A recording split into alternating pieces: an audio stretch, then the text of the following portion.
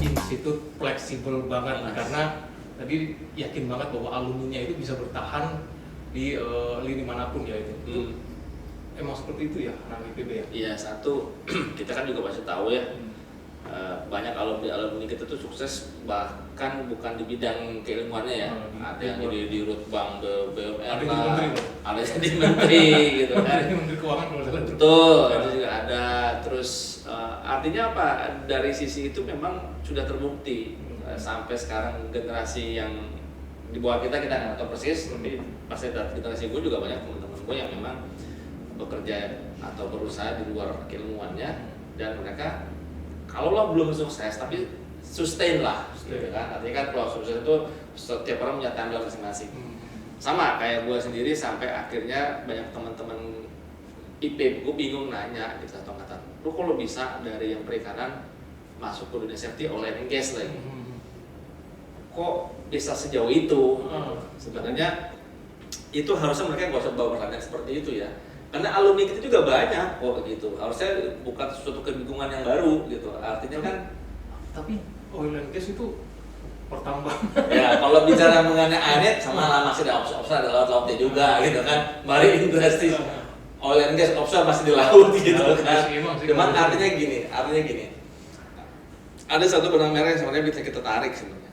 Kenapa gua bisa belajar hal yang baru? Tapi jangan lihat oil and gas-nya, tapi itu adalah satu hal keilmuan baru. Karena memang mungkin dari awal cetakan IPB itu memang bisa survive dan learning capacity-nya memang didesain untuk bisa multitasking dan multi learning ya. Sehingga gue melihat bahwa sebenarnya orang IPB siapapun sebenarnya bisa kayak gue. Tinggal bagaimana kemauan kita terus menjaga learning capacity kita tetap luas gitu. Sehingga ilmu apapun yang kita mau pelajarin itu bisa. Karena udah gue buktiin sendiri gitu. Kemauan untuk belajar ya? Betul gitu learning capacity-nya. Makanya gue juga di Dava ini sering bilang sama tim kita, gue lebih suka orang yang nggak terlalu pinter, tapi ada kemauan buat belajar. Karena kalau ada kemauan untuk belajar, learning capacity bisa diisi. Walaupun nggak pinter, kita bisa ngajarin kok hal yang dibutuhkan untuk survive di bisnis ini. Bisa kalau terbiasa. Itu dia, gitu kan. Jadi baliknya learning capacity gitu. Dan gue yakin banget kalau sebenarnya anak IPB itu semuanya punya learning capacity cukup luas, cukup besar. Karena terbukti dalam sejarah berkembangnya dari Institut Pertanian Bogor sampai ke IPB University, artinya IPB itself saja berkembang gitu, berevolusi gitu. Biasa nih yang ini. Artinya kita ini lulusan IPB yang sudah masuk ke era milenial ya, itu era milenial di atas tahun 2000 lulus. Nah itu sebetulnya bukan dibilang pendobrak, tapi udah ada yang mendobrak duluan bahwa dunia kerja itu oleh alumni IPB bisa dibikin tidak terpaku pada ijazah. Betul. Itu. Nah ini juga apakah yang menjadi mindsetnya Kang Daus gua gitu ya. Itu emang seperti itu. Awalnya enggak sih ya, karena tadi gue cerita di awal gue bekerja di sesuai bidang keilmuan yang gue belajar di IPB, di perikanan gitu kan, hampir 3 sampai 5 tahun. Tapi dalam perjalanan itu ternyata kebawa arus perjalanan lah ya, ternyata harus survive di luar dari dunia perikanan atau dunia pertanian secara umum. Ternyata gue tertarik untuk berkecimpung di situ dan tidak melihat lagi terpaku dengan ijazah gue belajar di mana ya. Karena gue lihat banget dulu ada salah satu dosen senior kita bilang yang namanya S1 itu sebenarnya bukan kepada keilmuannya yang kita pelajari, tapi bagaimana seorang mahasiswa S1 itu belajar menganalisa suatu permasalahan dan menjadi problem solver gitu. Oh, setelah dianalisa juga harus mencari solusinya. Betul. Nah, S1 di IPB kan di pacunya di situ ya. Bagaimana jadi problem solver terhadap permasalahan yang kita hadapi gitu.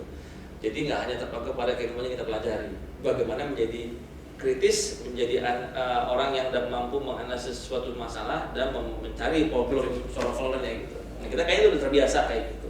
Dan ternyata modal inilah yang akhirnya gue bawa kemana-mana ketika gue bekerja di bidang apapun, termasuk ketika berkecimpung di bisnis ini, apalagi dunia safety gitu kan.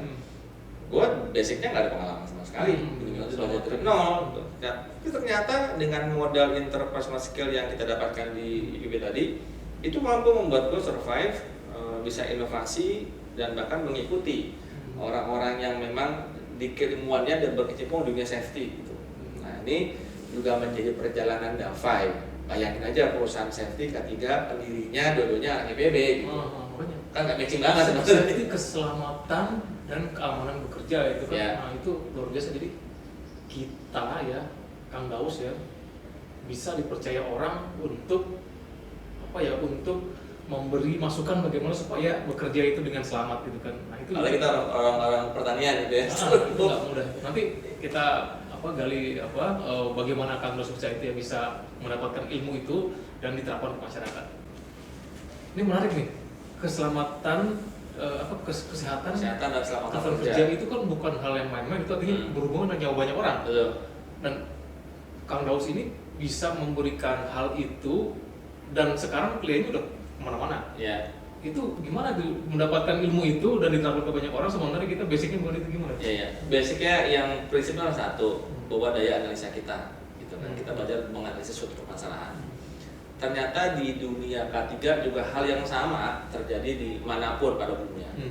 Jadi kalau dunia K3 itu ketika kita ingin menerapkan K3 di tempat kita bekerja, whatever the core business is, pertama kita harus tahu dulu aturan mana sih yang harus kita baca sebagai orang kita berbisnis berkaitan dengan K3. Kan pemerintah punya beberapa regulasi nih berkaitan dengan K3. Bisnis kita apa? Oh, kalau bisnis kita adalah misalnya manufaktur, oh K3 itu yang bisa diterapkan ini. Kita kulitin regulasinya, aturan teknisnya apa. Jadi gue juga belajar kayak gitu. Ini kliennya apa? Energi kah, manufaktur kah, oil and gas kah? Oh, oil and gas itu berarti regulasinya ini. Gue baca apa sih aturan yang diterapkan. Nah, memang pada saat gue belajar dulu, gue nggak punya mentor khusus. Mentor gue adalah menjalankan langsung, ketemu orang, oh jadi belajar regulasi dari PTA, ketemu orang ini, oh dia punya polisi seperti ini, kenapa polisi seperti ini, oh ternyata regulasinya ini bunyinya. Nah, dari semua informasi, knowledge yang gue dapet itu, gue melihat garis merahnya, oh ini ternyata K3 itu begini, gitu. Nah itu, gue rasa dengan kemampuan kita digojlok dulu, ditempa mental kita di IPB, itu mampu banget ngulitin hal-hal kayak ini. Karena sifatnya menganalisis suatu permasalahan. Artinya, jadi di dalam regulasi itu berarti kan ada aturannya harus begini gitu. Cara dan cara melakukan itu ada. Iya, gitu. Jadi sebenarnya K3 itu hal yang mudah untuk dimengerti, tapi susah diterapkan. Kenapa? Nanti kita bicara lebih detail itu. Mudah untuk dimengerti, tapi susah untuk diterapkan. Nah itu dia. Susahnya itu nanti bisa di segmen selanjutnya lah. Oke. Kang Daus ini kan di perusahaannya itu ada beberapa alumni IPB yang bekerja di situ ya. Ya. Nah, apakah memang merangkul sesama alumni itu bagus, kayak ITB kan kuat tuh ya, terus Unibra kuat juga. Nah IPB juga mungkin akan seperti itu. Nah tapi apakah harus seperti mereka juga yang harus sevisi dengan bukan sevisi, yang harus seprofesi K3 juga, gitu juga kan? Ya gini, ini bukan mau nyombong ya, tapi di Davai itu sendiri kan sekarang itu existing sudah dapat entitas. Jadi ada Davai Karya Pertama, ini Davai Karya Pertama bergerak di bidang K3. Kemudian ada Davai Karya Dwitama. Davai Karya Dwitama bergeraknya di properti. Udah jelas tuh ya. Dan ini direkturnya pun anak IPB gitu. Karena passionnya properti ya kita bikin untuk properti. IPB properti juga. Iya. Terus ada lagi Riskon Solusi Indonesia, bidangnya finance ekonomi gitu. Orang IPB juga bukan. Nanti pertanyaan, orang IPB juga nggak sih? Orang IPB juga direkturnya.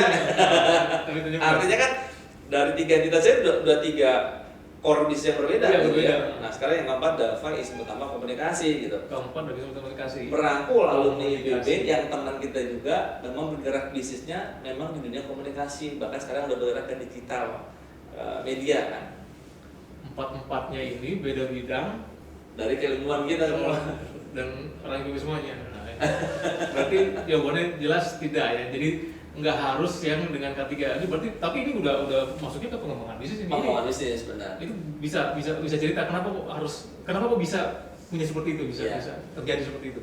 Jadi gini, kita yakin bahwa ya dari dulu kita kan di IPB selalu kakak kelas kita bilang dengan keilmuan, harus dilengkapi juga dengan akhlakul karimah, terus jangan lupa kepada ajaran agama. Itulah hal-hal poin penting yang kita dulu belajar banget di IPB, bagaimana nilai agama jangan pernah dilepaskan. Makanya ada juga dulu bilangnya IPB itulah Institut Pesantren Bogor. Banyak kecilnya itu berpengaruh juga terhadap perkembangan gue pribadi gitu ya, bahkan di dunia bisnis. Gue ingat banget bahwa ada satu jargon yang mungkin orang juga tahu jargon ini, silaturahmi penting bawa rezeki. Silaturahmi membawa rezeki ya. Jadi ketika pertama kali gue ketemu sama Pai aja itu karena silaturahmi yang nggak sengaja. Berarti yang tadi adalah lini komunikasi punya juga di DAFA ya. Ada. Itu dan dipimpin oleh alumni IPB yang memang dia juga masuk ke dunia komunikasi. Kalau saya jurnalis ya. Jurnalis juga. Dan IPB juga gitu. IPB juga. Nah itu gimana sih kok bisa beragam?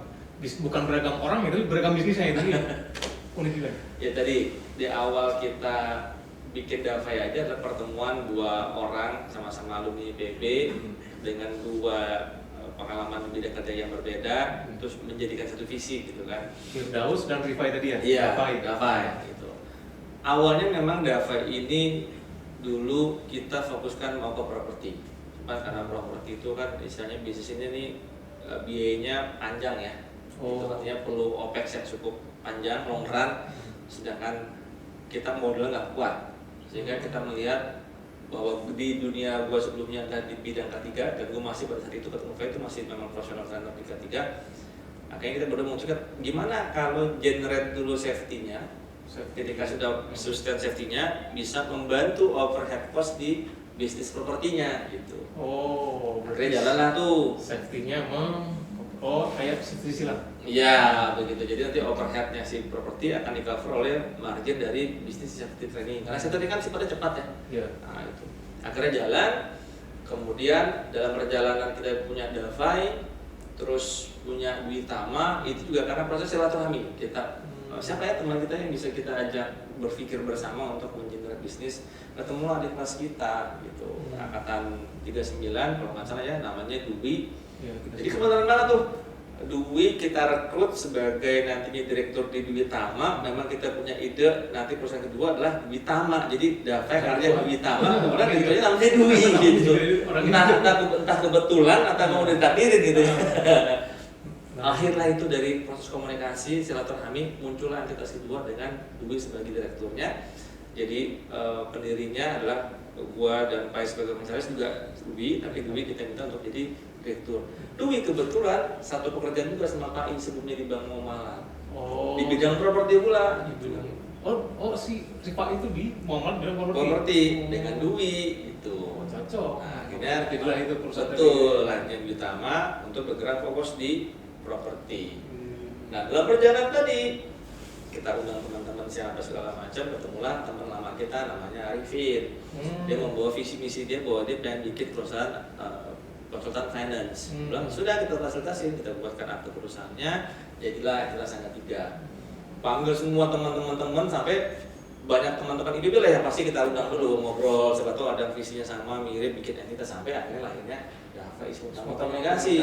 Sempat modal dari mana? Modal dari silaturahmi, punya visi yang sama, memang dia fashionnya di situ, kita fasilitasi. Berarti paham fashion nih, apa Bang Ros nih, makanya jadi channel ini kan dia tahu fashion orang dan fashionnya itu dia maksimalkan, dia dieksplor dan jelas seperti itu luar biasa. Karena memang itu ya bicara mengenai silaturahmi, pasti ada sesuatu hal yang bisa kita bersama-sama berkolaborasi. Bicara mengenai apakah nanti ada untung atau tidak, kita nggak mikir sejauh itu. Mikirnya adalah gimana dua, tiga, empat pemikiran orang berbeda jadikan suatu jalur yang bersama. Apakah nanti ini menguntungkan atau tidak, kita nggak mikirin dulu. Karena gue ingat banget yang gue pegang filosofinya Bob Sadino. Apa sih bisnis yang bagus? Dia bilang bisnis yang bagus adalah bisnis yang dijalani. Bisnis yang dijalankan. Artinya yang dijalanin gitu ya. Jangan cuman NATO, nggak cetok ngomong, rencana doang gitu kan. Rencana itu perlu di activating. Jadi sedikit berbicara, banyak action. Nanti mau larinya nanti kemana, bisnisnya rezeki kemana, pasti kan jalannya. Betul. Karena saya melihat juga ya kliennya Davai untuk di bidang K3 ini juga nggak main-main, udah itu ya udah banyak, dan itu artinya udah kepercayaannya dari orang yang bervisi besar. Ada kan, ada yang di Bintan, ada yang di Nusa Tenggara, nanti mungkin ada kayaknya di blok yang itu yang minyak tuh ya, Pertamina itu. Itu mereka bukan apa ya orang sembarangan. Dan kalau mereka tanya, Bapak lulusan mana sih? IPB bingung, mereka semua kok bisa gitu ya. Terus properti juga sedang membangun ya kan. Keuangan juga saya tadi membaca itu sedikit historinya, udah banyak perusahaan yang terbantu oleh konsultan keuangan itu. Dan gue sini nggak ngerti masalah keuangan, makanya kan kita perlu orang yang mengerti taruh di situ. Iya, dengan kelipaan itu. Gue nggak perlu paham tentang bisnis keuangannya, yang gue tahu terhadap manajer bisnis bagaimana sih gitu kan. Terkait dengan teknis keuangan sendiri, ya kan ada orang yang ngurusin. Nah, itu namanya bisnis lah. Gitu. Berarti delegasinya tapi tepat orangnya gitu. Delegasinya tepat orang. Betul. Gitu. Dan kalau masalah yang komunikasi itu juga nanti akan turun ke International Motor Show. Iya, kita kemarin ada dapat peluang yang cukup bagus menjadi press release ya. Kita dipercaya sama mereka untuk membuat satu liputan di IMS nanti. International Motor Show. Ya, itu juga luar biasa banget. Isu utama belum setahun lah ya, hitungan bulan lah, masih 1-2 bulan, tapi udah punya achievement sampai sejauh itu udah luar biasa gitu. Jadi teman-teman alumni IPB, kalian belum kenal kan siapa dia? Sudah kenal. Ini adalah komentarisnya PT Davai Karya Pratama, Davai Group. Ya ini komisarisnya. Terus nanti di segmen selanjutnya saya akan undang namanya Pak Rifai ya, Pak itu juga sama. Jadi kita akan mengoreksi cerita dari dia gitu. Oke, teman-teman, sudah banyak sekali nih yang daging-daging kita dapat dari Bang Dolis. Makasih banyak nih Bang Dolis. Siap, sama-sama Pak Anggi. Sama-sama. Jadi selalu jaga keselamatan. Nah, Davai truly safety.